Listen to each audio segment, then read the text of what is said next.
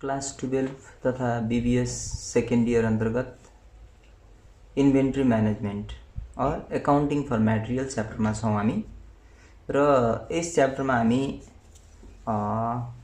Inventory management techniques एउटा EOQ टेक्निकको बारेमा पढ्यौं र त्यस सँगसँगै हामी दोस्रो टेक्निक्समा छौँ स्टक लेभल।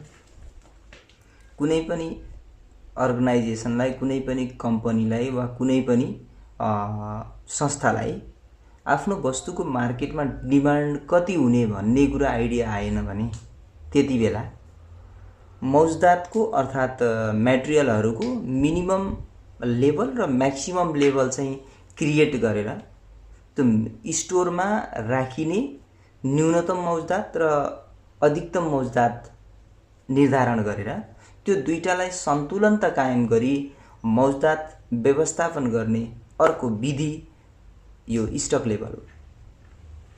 तसर्थ यो स्टक लेभल भनेको कति बेला उपयुक्त हुन्छ भने जति बेला आफ्नो मार्केटमा डिमान्ड कति हुने, बिल्कुलै नयाँ भर्खरै इस्टाब्लिस्ड भइरहेको अर्गनाइजेसन र जसले आफ्नो प्रोडक्टहरु चाहिँ मार्केटमा पठाइसकेको छैन त्यस्ता अर्गनाइजेसनहरुले मिनिमम स्टक र म्याक्सिमम स्टक चाहिँ मेन्टेन गरेर र त्यसैलाई चाहिँ ब्यालेन्स हुने गरेर स्टकलाई चाहिँ म्यानेज गर्ने सिस्टम भन्नु नै स्टक लेभल हो।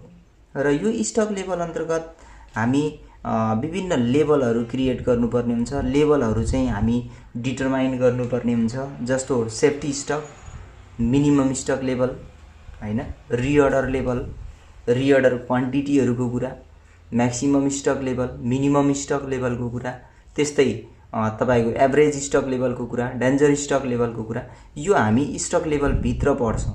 यी जति पनि टेक्निकहरु, जति पनि क्वान्टिटीहरु हामी डिटरमाइन गर्छौं, यसको माध्यमबाट हामी इन्भेन्ट्रीलाई म्यानेजमेन्ट कसरी गर्ने भन्ने आइडिया पाउँछौं।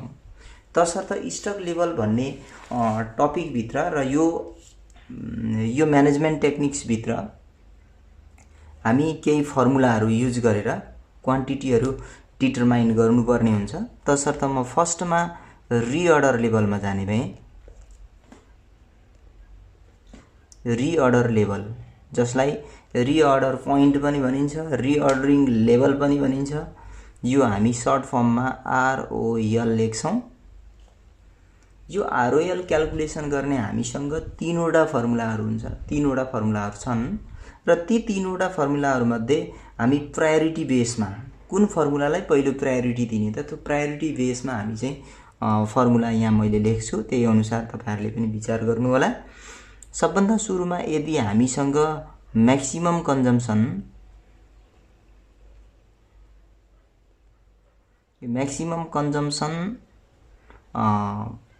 भन्नु यो पर डे पनि हुन सक्छ, पर वीक पनि हुन सक्छ, यो चाहिँ क्वेशनमा जे दिएको छ त्यसैमा डिपेन्ड हुनुपर्छ, into maximum consumption into maximum lead time.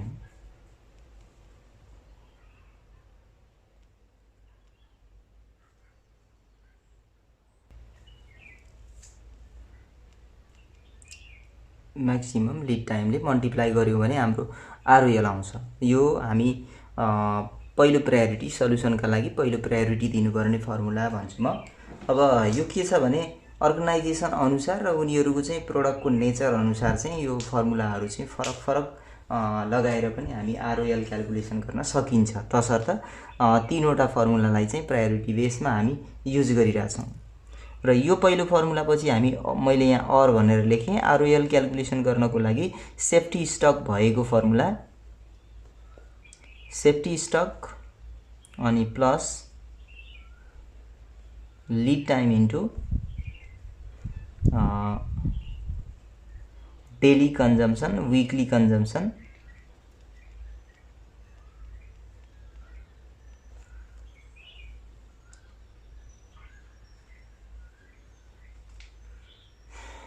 त्यसै गरेर अझ अर्को यदि हामीसँग म्याक्सिमम कन्जम्पसन, मिनिमम अनि म्याक्सिमम लीड टाइम पनि छैन र सेफ्टी स्टक पनि अवेलेबल छैन। सेफ्टी स्टक भनेको यहाँहरुले सम्झिनु होला मिनिमम स्टक लेभल हो हैन, त्यो एउटै मानिन्छ। मिनिमम स्टक लेभल र सेफ्टी स्टकलाई एउटै मानिन्छ। अनि यो पनि छैन, सेफ्टी स्टक पनि छैन, म्याक्सिमम कन्जम्पसनहरु पनि क्वेशनमा दिएको छैन भने त्यति बेला हामी यो सेफ्टी स्टक छोडेर हामी नर्मल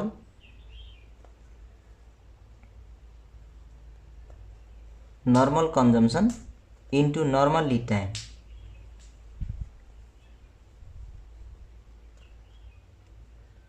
हामी अर्को तेस्रो फर्मुला पनि युज गरेर हामी रिअर्डर लेभल क्याल्कुलेसन गर्न सकिन्छ। अब यहाँहरूलाई मैले सँगसँगै एउटा कुरा के बुझाउने भए भने रिअर्डर लेभल भनेको के हो त, कस्तो क्वान्टिटीलाई रिअर्डर लेभल भन्ने त भन्ने कुरा मैले तपाईहरुलाई बताइनँ। तर यहाँ फेरि एकपल्ट ध्यान दिउँ, रिअर्डर लेभल भनेको गोदाममा रहेको हाम्रो त्यस्तो क्वान्टिटी हो जुन क्वान्टिटी गोदाममा रहँदा हामी खरिदको लागि फेरि आदेश गर्छौँ। जस्तो इक्जाम्पलका लागि बुझौँ, 10,000 हाम्रो चाहिँ म्याक्सिमम कन्जम्सन हो, त्यो म्याक्सिमम कन्जम्सन हो। 10,000 हामी के गर्यौँ, स्टोरमा राख्यौँ, गोदाममा राख्यौँ र त्यसलाई युज गर्दै जाँदा अब 2000 केजी हुँदा हामी चाहिँ अर्को पर्चेजको लागि फेरि सप्लायर्सलाई चाहिँ आदेश दिन्छौँ भने त्यो 2000 क्वान्टिटीलाई हामी रिअर्डर लेभल भनिन्छ। अर्थात् गोदाममा सामग्री कति हुँदा अर्को खरिदका लागि आदेश दिइन्छ त्यस्तो गोदाममा रहेको परिमाणलाई हामी रिअर्डर लेभल भनिन्छ। अब यो रिअर्डर लेभल निकाल्ने हामी तीनवटा फर्मुलाको कुरा गर्यौं। अब यहाँ तपाईहरुले पनि फेरि के ख्याल गर्नु पर्यो भने यो मिनिमम स्टक लेभल हो। सेफ्टी स्टक भनेको अब आफू सेफ हुन, कहिलेकाहीँ चाहिँ सामान टाइममै नपुग्दा, मटेरियलहरु टाइममै नपुग्दा हामी वस्तुहरु उत्पादन गरेर कस्टमरहरुलाई चाहिँ उनीहरुको डिमान्ड चाहिँ फुलफिल गर्न सकिदैन भन्ने बाट सेफ हुनका लागि चाहिँ सेफ्टी स्टक राखिन्छ, मिनिमम स्टक राखिन्छ। अनि त्यस्तै लिड टाइम भनेको के हो भने हामी कुनै पनि सामान खरिद गर्नको लागि सप्लायर्सलाई आदेश दियौं वा सप्लायर्सलाई चाहिँ हामी भन्यौं र सप्लायर्सले हामीले खबर गरिसकेपछि उनले त्यो हाम्रो गोदामसम्म सामान ल्याइ पुर्याउनका लागि लाग्ने जुन ड्युरेसन हुन्छ त्यो ड्युरेसनलाई हामी लिड टाइम भन्छौं। अनि त्यस्तै हामी अझ अर्को कुरा के बुझ्नु पर्यो भने यहाँ डेली कन्जम्सन लेखेको छु। डेली कन्जम्सन र वीकली कन्जम्सन, मन्थली कन्जम्सन मध्ये कुन युज गर्ने भन्ने कुरा। यदि हामीसँग लिड टाइम चाहिँ मन्थमा छ भने मन्थली कन्जम्सन युज गर्नुपर्छ, लिड टाइम हामीलाई डेमा दिएको छ भने डेली कन्जम्सन युज गर्नुपर्छ र लिड टाइम वीकमा छ भने वीकली कन्जम्सन युज गर्नुपर्छ। त्यही अनुसार हामी सल्युसन गर्नुपर्ने हो। अब डेली कन्जम्सन भन्न खोजेको कुरा के हो भने वस्तु उत्पादनका क्रममा हामीले ग्राहकहरुको चाहिँ आवश्यकता, डिमान्ड चाहिँ फुलफिल गर्नका लागि डेली कति क्वान्टिटी अफ र मटेरियल कन्ज्युम गर्छौं त, युज गर्छौं त भन्ने कुरालाई डेली कन्जम्सन भनिन्छ। अब रह्यो नर्मल कन्जम्सन र नर्मल लिड टाइम भन्न खोजेको कुरा के हो त, त्यो पनि बुझौं। नर्मल कन्जम्सन र नर्मल लिड टाइम भन्ने बित्तिकै हामी के बुझ्नु पर्यो भने एभरेज हो। मिनिमम कन्जम्सन र म्याक्सिमम कन्जम्सन दुईटाको एभरेज गरेर जति आउँछ त्यो कन्जम्सन भनेको चाहिँ नर्मल कन्जम्सन। त्यस्तै नर्मल लिड टाइम भनेको पनि मिनिमम लिड टाइम र म्याक्सिमम लिड टाइमको एभरेजलाई हामी चाहिँ नर्मल लिड टाइम भन्छौं। यो कुरा पनि सामान्य कुरा जस्तो लागे पनि यो पनि हामी बुझ्नुपर्ने हुन्छ। त्यस्तै रिअर्डर लेभल पछि हामी दोस्रो फर्मुलामा जान्छौं, minimum stock level.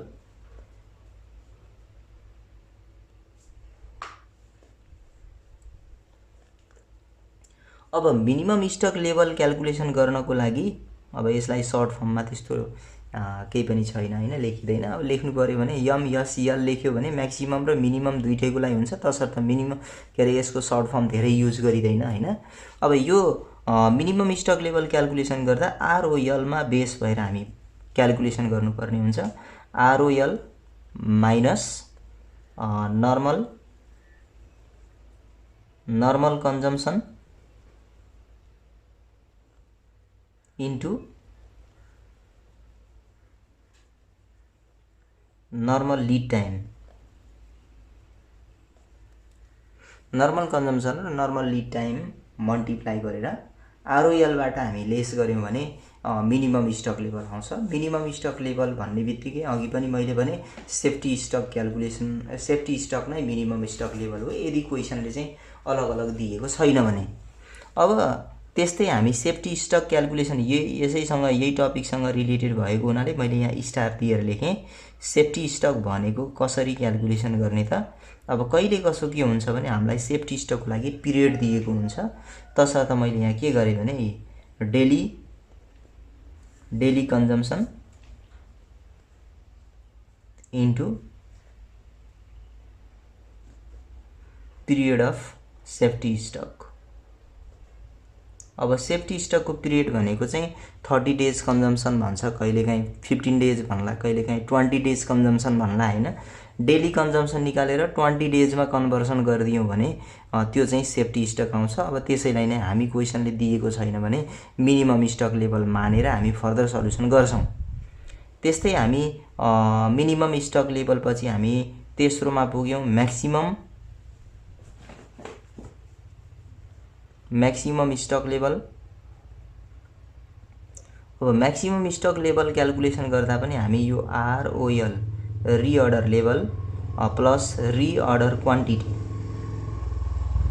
Reorder level भनेको चाहिँ गोदाममा बाँकी बचेको सामग्री हो। रिअर्डर क्वान्टिटी भनेको चाहिँ अब हामीले आदेश गरेको कति खरिद गर्ने भनेर सप्लायर्सलाई अर्डर दिनुभएको छ त त्यो अर्डर गरेको क्वान्टिटी हो। यो दुईटालाई प्लस गरेर हामी यहाँनिर माइनस के गर्नुपर्ने हुन्छ भने minimum consumption into minimum lead time.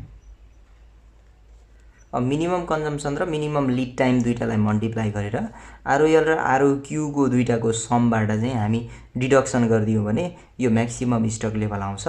अब कुरा आयो ROL भनेको के हो त, सरी ROQ भनेको reorder quantity.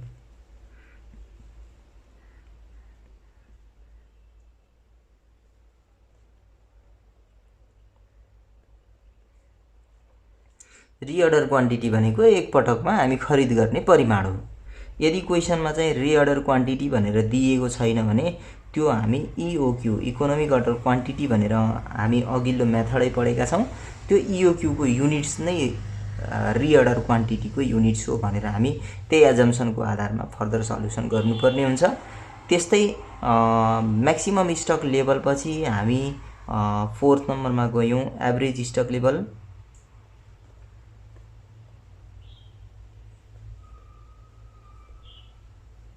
Average stock level calculation गर्ने पनि दुईवटा फर्मुलाहरू छन् र ती दुईवटा फर्मुलाहरूमध्ये हामी जुन पनि युज गर्न सकिन्छ, तर पनि प्रायोरिटी बेसमा मैले लेखिदिन्छु। पहिलो प्रायोरिटी यदि हामीसँग इन्फर्मेसन छ भने त्यति बेला हामी चाहिँ के गर्छौँ भने minimum stock level, minimum stock level भन्नु चाहिँ सेफ्टी स्टक पनि हो। यो मैले तपाईहरुलाई अघि पनि भनेको हुँ। यदि कन्फ्युजन मान्नुहुन्छ भने मैले यहाँ ब्र्याकेटमा सेफ्टी स्टक पनि लेखिदिन्छु। अनि यो मिनिमम स्टक लेभलमा 1/2 इन्टु EOQ अर्थात् ROQ, EOQ और ROQ लाई डिभाइड बाइ 2 गर्ने र जति आउँछ EOQ ROQ को हाफमा सेफ्टी स्टकलाई एड गर्यौं भने हाम्रो एभरेज स्टक लेभल हुन्छ। त्यस्तै हामी अल्टरनेटिभली और के भन्न सक्छौं भने अघि पनि भनेका थियौं हामी एभरेज निकाल्दा वा नर्मल निकाल्दा कसरी निकाल्ने भनेर। नर्मल कन्जम्सन भन्ने बित्तिकै हामी minimum consumption plus maximum consumption divide by 2 भनेका थियौं। अब यहाँ पनि त्यस्तै एभरेज स्टक लेभल निकाल्नु पर्यो भने alternatively minimum stock level plus maximum stock level दुईटालाई हामी म्याक्सिमम स्टक लेभल दुईटालाई जोड्छौं हामी हैन। अनि यो दुईटालाई जोडेर यसको एभरेज गर्दिने भन्नुको अर्थ 2 ले भाग गर्दिने। यसरी हामी दुईटालाई एड गरेर डिभाइड बाइ 2 गर्यौं भने त्यो प्राप्त हुने रिजल्ट भनेको चाहिँ एभरेज स्टक लेभल हुन्छ। प्रायोरिटी दिँदा पहिले चाहिँ हामीसँग इन्फर्मेसन अवेलेबल भएसम्म पहिलो इन्फर्मेसन पहिलो फर्मुलालाई युज गर्नु होला र अनि त्यसपछि सेकेन्ड प्रायोरिटी चाहिँ हामी सेकेन्ड फर्मुलालाई दिन्छौं र यसरी हामी एभरेज स्टक लेभल क्याल्कुलेसन गर्न सकिन्छ। त्यस्तै डेन्जर स्टक लेभल पनि हामी गणना गर्नुपर्ने क्याल्कुलेसन गर्नुपर्ने हुन्छ। त्यो डेन्जर स्टक लेभल क्याल्कुलेसन गर्दा डेन्जर स्टक लेभल क्याल्कुलेसन गर्ने बेलामा हामी चाहिँ एउटा सामान्य फर्मुला भनौं न, नर्मल कन्जम्सनलाई म्याक्सिमम इमर्जेन्सी पर्चेज अर पिरियडले चाहिँ मल्टिप्लाई गरेर हामी क्याल्कुलेसन गर्न सकिन्छ। अब यो डेन्जर स्टक लेभल क्याल्कुलेसन गर्दा हामी normal consumption into maximum emergency period. अब यो मल्टिप्लाई गर्यो भने हाम्रो डेन्जर स्टक लेभल आउँछ। पहिले त हामी के कुरामा क्लियर हौँ भने डेन्जर स्टक लेभल भन्न खोजेको कुरा के हो त भन्दा संस्थामा कतिपय अवस्थामा केही सर्टेजहरू आउन सक्छन्, कुनै सङ्कटको अवस्था आउन सक्छ, परिस्थितिमा त्यस्तै बेग्लै स्थिति आउन सक्छ, जस्तो अहिले कोरोनाका कारणले भइरहेछ। यस्तो स्थितिका कारणले चाहिँ संस्थामा त्यो मेटेरियलहरूको चाहिँ सर्टेज नहोस् भन्ने उद्देश्यले हामी डेन्जर स्टक लेभल निर्धारण गर्छौँ र त्यो क्वान्टिटी मेन्टेन गरेर राख्छौँ।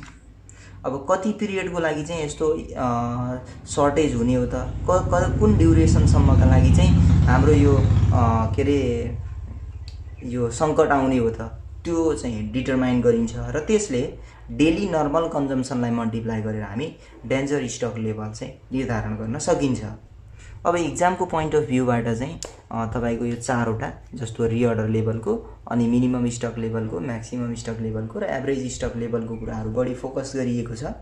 डेन्जर स्टक लेभलको चाहिँ फोकस गरिएको छैन, तर पनि सामान्य कुरा छ, यो धेरै एक्स्ट्रा कुरा केही पनि छैन। त्यही भएर सबैले यो जानेर बस्दा केही नराम्रो हुने होइन हैन। सँगसँगै मैले तपाईहरुलाई यहाँ माथि चाहिँ के लेखिन भने यो नर्मल कन्जम्सन भनेको भन्दिएँ हैन, नर्मल लिड टाइम भनेको के हो भन्दिएँ, तर त्यतिले नै नपुग्ने हो भने म यहाँ स्टार दिएर के लेखिदिन्छु भने यो नर्मल कन्जम्सन भनेको के हो त हैन। यो नर्मल कन्जम्सन भन्ने बित्तिकै हामी के बुझ्नुपर्छ भने मिनिमम कन्जम्सन अब डेली हुन सक्छ, विकली हुन सक्छ हैन। यो minimum consumption plus maximum consumption अनि डिभाइड बाइ 2 गरेर हामी नर्मल कन्जम्सन निकाल्छौँ। यसै गरेर नर्मल लिड टाइम निकाल्नु पर्यो भने पनि अब आउँदो क्लासमा भने म स्टक लेभलसँग सम्बन्धित इक्जाम्पल सल्युसन गर्ने गरेर उपस्थित हुने नै छु। तबसम्मका लागि यहाँहरूसँगबाट बिदा हुन्छु। हस्त, नमस्ते।